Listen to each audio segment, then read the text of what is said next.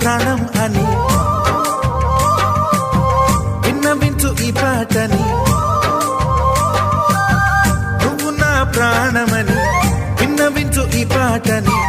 ఎక్కడో దూరానున్నా చుక్కలే విన్నా గాని కదిలించలేదా కాస్త కూడా నీ మనసుని.